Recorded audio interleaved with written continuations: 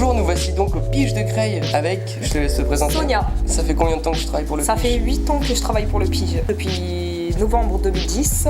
Quelles sont les informations que l'on peut acquérir ici? Quand un jeune entre au service jeunesse, on l'aide pour des CV, l'aide de motivation, orientation pour passer des formations, par exemple le BAFA, pour des projets éducatifs, pédagogiques, socioculturels. On oriente aussi vers le passe permis citoyen. C'est un jeune qui fait 70 heures de bénévolat dans une association et en contrepartie, il a 600 € d'aide avec le conseil départemental. On a aussi le tremplin citoyen. C'est 120 € d'aide. En contrepartie, il fait 21 heures de bénévolat, mais cette fois-ci pour les services de la mairie de Creil. Projets éducatifs, par exemple des projets intergénérationnels en partenariat avec le CCAS. Est-ce que c'est gratuit pour tous? Oui, c'est gratuit. Après, ça s'arrête à 25 ans. Si la personne a plus de 25 ans et s'il y a bien au service jeunesse pour une information, elle est la bienvenue.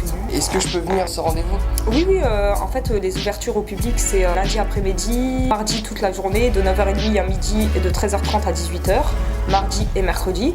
Après, il y a jeudi après-midi et vendredi après-midi. Donc c'est ouvert sans rendez-vous. Admettons que j'ai besoin d'être orienté vers des structures spécialisées. Et quelles sont les structures que vous pouvez me conseiller? Après, ça dépend du problème. Si le jeune, par exemple, il est sans emploi et qu'il est non scolarisé, on peut l'orienter vers la mission locale à partir de 16 ans. Après, au-delà, il peut aussi s'inscrire au Pôle emploi. Pour tout ce qui est administratif et tout, vous pouvez l'aider? Il y a un informateur jeunesse qui va directement sur le site du Pôle emploi et qui lui explique.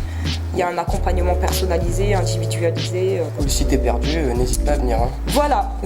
Pour l'accompagnement individuel, on préfère donner des rendez-vous. À l'accueil, c'est pas forcément évident. On préfère prendre le temps. Si t'as besoin d'aide, n'hésite pas à venir. Jeune de Creil, vous venez me voir, Sonia ou Abdel ou Will, Djela, tous mes collègues, il n'y a pas de souci, on est accueillants. Venez.